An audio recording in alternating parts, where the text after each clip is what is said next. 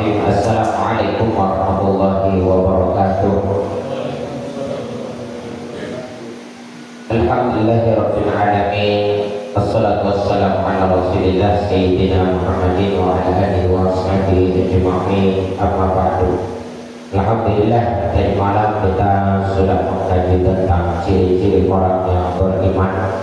Insyaallah pada subuh ini kita akan isi dengan kajian penyebab dan solusi turunnya keimanan seseorang.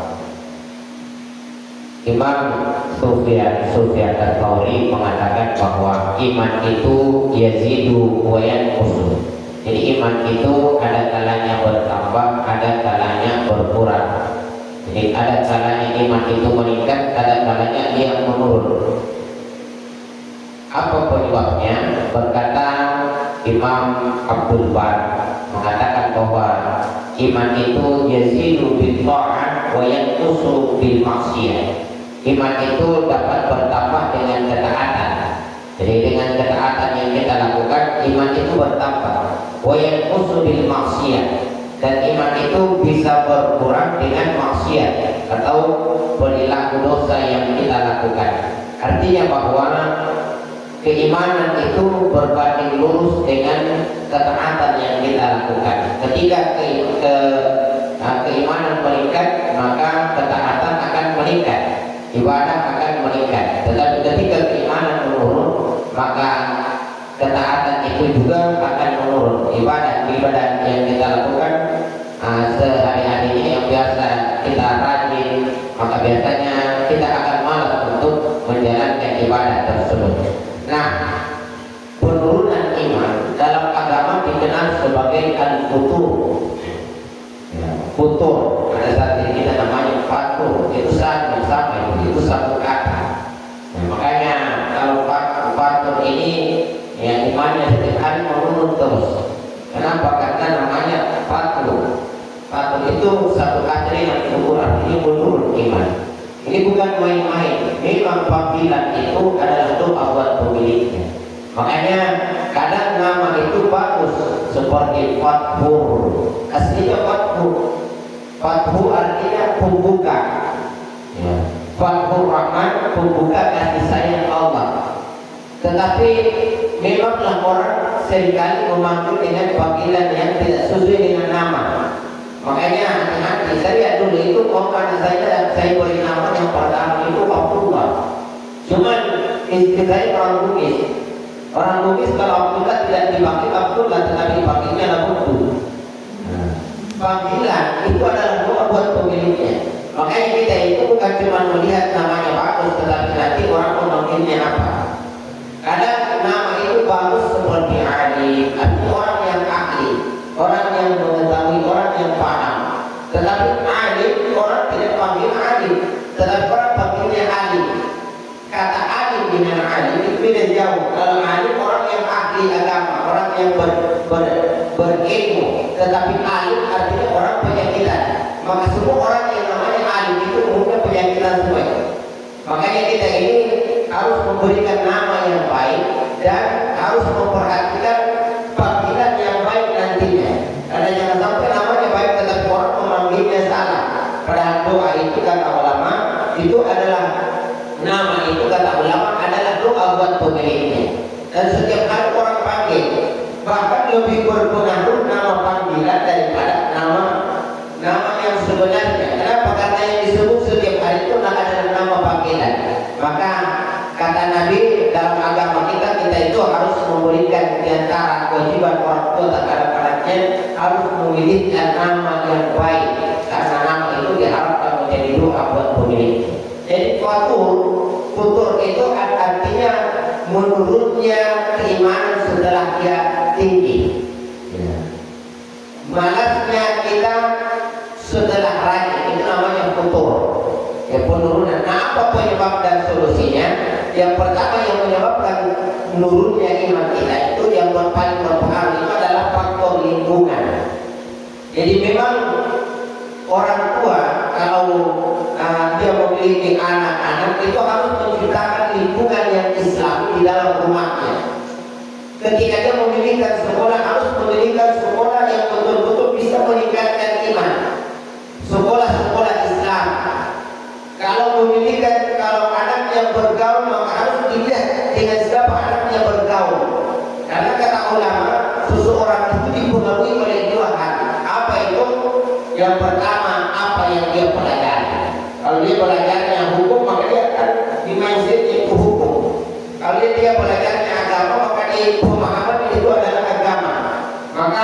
Yang berpengaruh untuk orang itu dua hal kata ulama. Apa yang dia pelajari dan yang kedua dengan siapa dia bergaul. Dan ini penting sekali. Kita ini kalau mau mengetahui anak kita ini peminum atau bukan, maka jangan tanya anak itu kamu suka minum minuman keras atau tidak, ya. Tetapi lihat dengan siapa dia bergaul. Kenapa kata Nabi al-mar'u ala dini qalil? Seseorang itu berada pada agama temannya, akhlak temannya. Temannya Pak Bos, anakmu Pak Bos itu juga. Temannya anakmu peminum, tidak usah tanya anakmu peminum, dia juga sudah minum. Temanmu adalah anakmu adalah orang anak geng motor, pasti juga anakmu adalah geng motor. Kenapa? Al-mar'u ala dini qalil. Maka santri itu harus pilih teman bermain. Pilih teman yang bisa meningkatkan keimanan. Pilih teman yang rajin membaca Al-Quran supaya kita juga termotivasi membaca Al-Quran. Ya kalau dapat teman yang tukang jalan, pasti kamu juga tukang jalan. Kenapa? Al-mar'u ala dini qalil. Seseorang itu berada pada akhlak temannya. Ada dua kemungkinan. Kalau anakmu yang kuat, maka dia yang akan mempengaruhi temannya. Tetapi kalau temannya anak yang kuat, dia akan mempengaruhi anaknya. Maka harus hati-hati dalam perkara lingkungan ini. Ada anak yang sebenarnya tumbuh di keluarga yang soleh, tetapi karena di lingkungan masyarakatnya yang buruk, makanya kemudian menjadi buruk. Makanya kadang kita itu di dalam rumah tidak pernah terdengar kata kotor, tetapi anak ini kenapa tiba-tiba pintar berkata kotor? Itu berarti dia tidak belajar di rumahnya berkata kotor itu, tetapi dia belajar dia dengar di lingkungan di sekitar juga ucapkan. Maka harus perhatikan lingkungan. Jadi bukan cuma rumah, lingkungan di dalam lingkungan rumah, tetapi juga harus diperhatikan dengan siapa anak-anak kita bergaul. Karena ini penting. Imam Ali radhiyallahu anhu pernah berpesan kepada anak-anaknya, wahai Hasan Husain, jangan kamu bergaul dengan pandai besi, karena baru kamu mendekat akan terasa panasnya. Tetapi bergaullah dengan penjual minyak wangi, karena baru kamu mendekat sudah tercium semerbak baunya, belum lagi tanganmu ditetes dengan minyak wangi. Ini saking besarnya pengaruh lingkungan terhadap kehidupan, terhadap akhlak seseorang. Maka ini yang pertama, yaitu ya lingkungan. Ini yang mempengaruhi iman menurun, iman kita menurun. Maka bagaimana solusinya? Cari teman yang baik, cari teman yang soleh, cari teman yang rajin beribadah kepada Allah Subhanahu wa Ta'ala, cari teman yang selalu sedikit-sedikit mengajak ke masjid. Jangan cari teman yang hobi ajak kamu pergi naik motor. Jangan cari teman yang hobi ajak kamu keluar dari gerbang pesantren.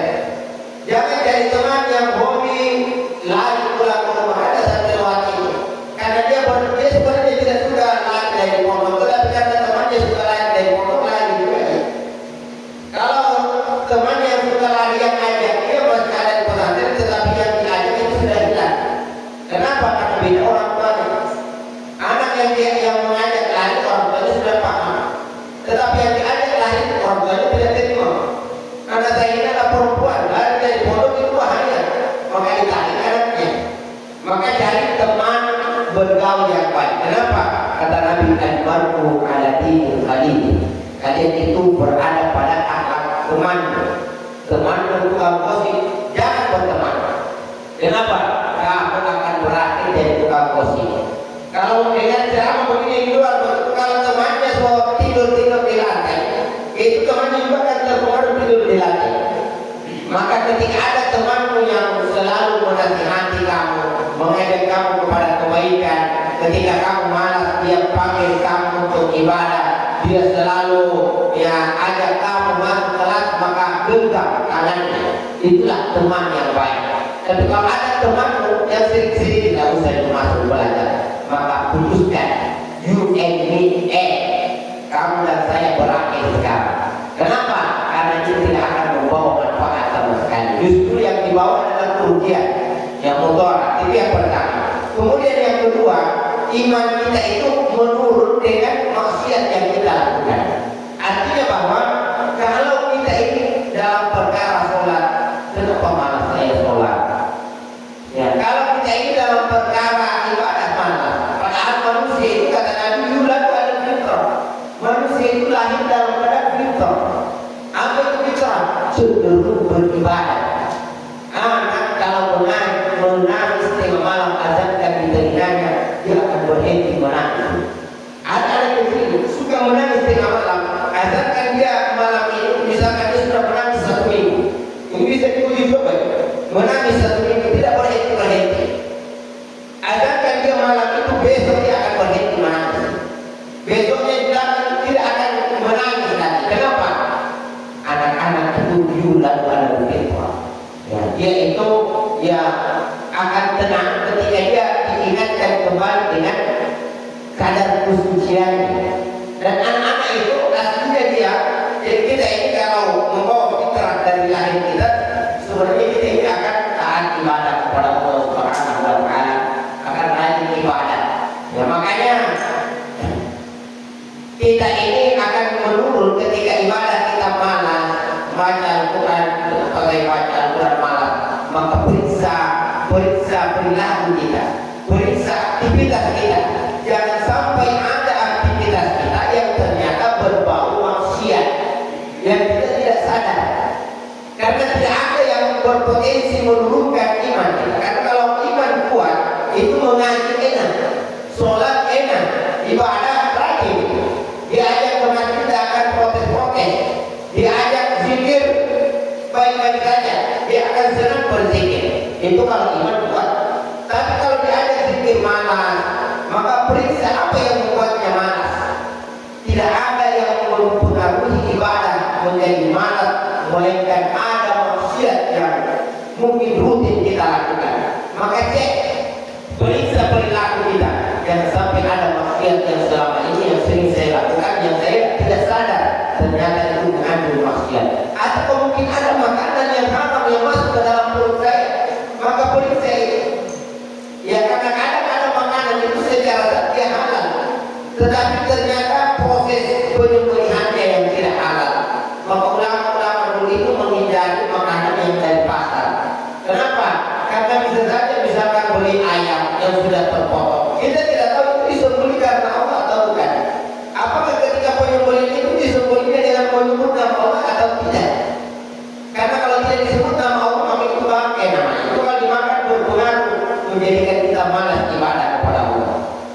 Ya, ada juga kita perhatikan tempat pemotongan ayam, itu begitu sudah dipotong masih bergerak, ayamnya sudah dilempar masuk ke dalam panci panas, itu haram dimakan.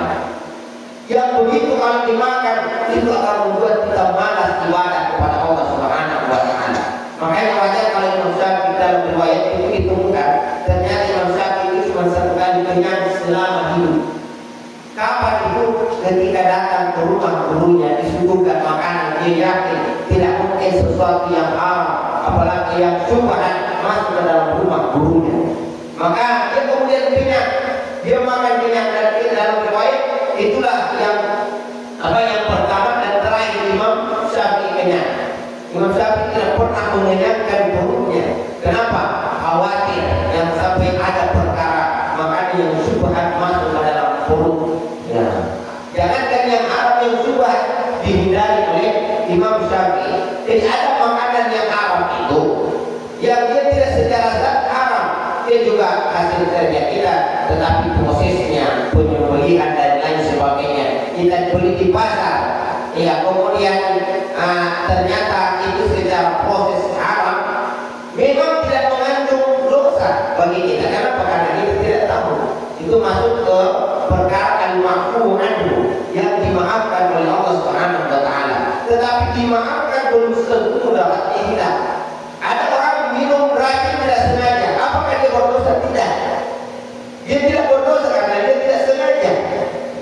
Tetapi tidak berdosanya dia bukan berarti mudaratnya tidak ada.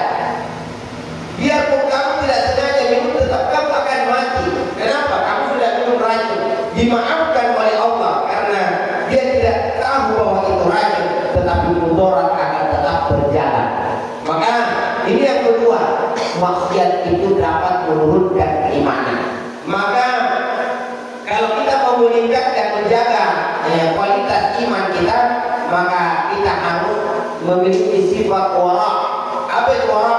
Hati-hati, baik dari perkara makan halal atau tidak, perkara pakaian yang mau kita pakai sholat ini halal atau tidak, pakai songkok ini halal atau tidak. Ya, karena jangan sampai uang yang dipakai beli adalah songkok yang dengan uang yang halal, atau mungkin songkok ini songkok rampasan, ternyata bukan songkoknya kita, atau songkoknya teman yang kita pakai tidak izin. Sama saja. Atau memakai sendal ke masjid, setiap langkah ke masjid yang harusnya mendatangkan 10 kebaikan, yang menghapus 10 keburukan, mengangkat 10 derajat di sisi Allah, tetapi menjadi hilang semua keutamaan itu. Kenapa? Karena sendal yang dipakai bukan sendalnya kita, sendalnya teman. Padahal setiap hari ke masjid 5 waktu pengajian datang ke masjid, tetapi karena yang dipakai bukan sendalnya kita, sendalnya teman, dan tanpa izin, maka itu yang menghilangkan keberkahan, itu yang menghilangkan keutamaan menuntut ilmu. Maka santri ini biasa, ini sampai sekarang ini belum selesai di kalangan santri, suka memakai sendal temannya. Padahal ini akan menurunkan kualitas iman. Kalau seseorang beriman, kalau dia tidak ada sendalnya, maka dia tidak akan pakai sendal orang lain. Puasa ini mengajarkan kita supaya kita ini merasa diawasi oleh Allah Subhanahu wa Ta'ala. Kenapa kita tidak makan minum? Karena kita yakin Allah melihat kita. Lalu kenapa kita ini ketika memakai sendalnya orang, kita tidak yakin bahwa Allah melihat kita? Memang orang yang memiliki sendal itu tidak melihat kita, tapi Allah selalu menatap hambanya. Allah tahu sendal siapa yang kamu pakai. Yang lebih parah lagi, dia tidak pakai sendalnya temannya, tetapi dia sembunyikan. Itu lebih parah daripada memakai sendal. Kenapa dia sembunyikan lagi? Kenapa? Di situ ada kezaliman tingkat tinggi di sini.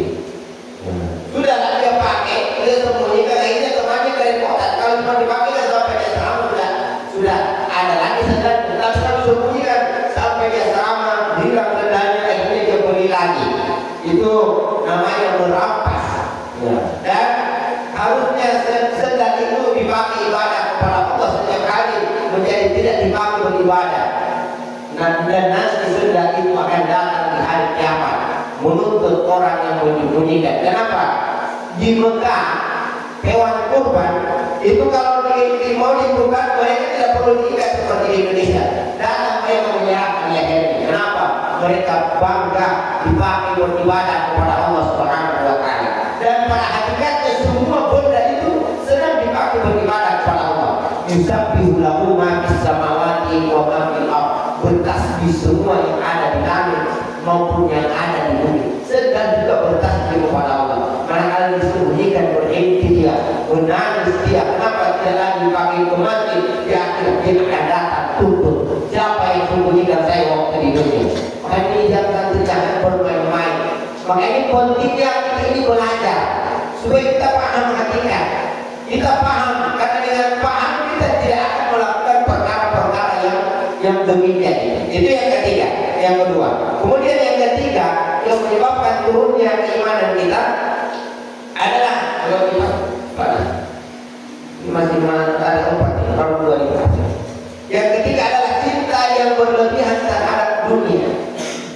Bukan berarti kita tidak boleh mencari kehidupan dunia, tetapi jangan cinta berlebihan. Dunia mazra'atul akhirah. Dunia itu adalah tempat bercocok tanam, tempat menanam untuk dipanen di hari akhirat. Semakin banyak yang kita tanam di dunia, maka semakin banyak juga yang kita tanam di akhirat. Jadi dunia ini adalah tempat mencari untuk kehidupan akhirat kita. Jangan justru dibalik. Jangan tujuan akhir kita justru dunia ini. Hidup hanya untuk dunia. Padahal dunia ini dicari. Wa bataqi fima ataka Allahu daral akhirah wa la tansa nasibaka minad dunya. Ya, silakan cari kehidupan akhirat, tetapi jangan lupakan bagianmu di dunia. Karena di dunia ini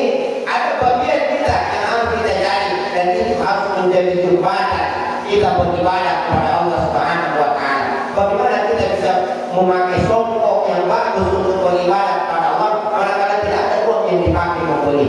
Bagaimana kita bisa membeli pakaian untuk dipakai beribadah manakala kita tidak punya uang untuk membeli pakaian tersebut? Maka harus dicari finansial, dicari materi pekerjaan. Ya, untuk apa? Untuk memuluskan, untuk menunjang kehidupan akhirat kita. Ya, sehingga ibadah, sehingga pekerjaan yang kita lakukan di dunia harusnya ya bukan tujuan akhir, tetapi hanya tujuan jangka pendek yang untuk mencapai target tujuan akhir kita. Apa itu? Kehidupan akhirat, akhirati hasan, kehidupan akhirat yang baik. Kemudian yang terakhir, yang keempat, yang dapat menurunkan keimanan seseorang adalah jarang mendengar nasihat. Jadi mendengar nasihat-nasihat agama itu penting. Kadang kita itu dengan mendengar nasihat jadi paham, sehingga kita termotivasi untuk melakukan kebaikan-kebaikan. Maka mendengar nasihat itu bukan cuma perkara menambah ilmu, tetapi perkara menambah keimanan. Dengan mendengar nasihat, keimanan kita akan meningkat. Dengan mendengarkan nasihat, kita akan paham mana yang halal, mana yang haram. Makanya iman itu akan pincang manakala tidak ada ilmu. Maka ilmu ini sangat penting untuk menunjang keimanan kita kepada Allah Subhanahu wa taala. Wallahu muwaffiq ila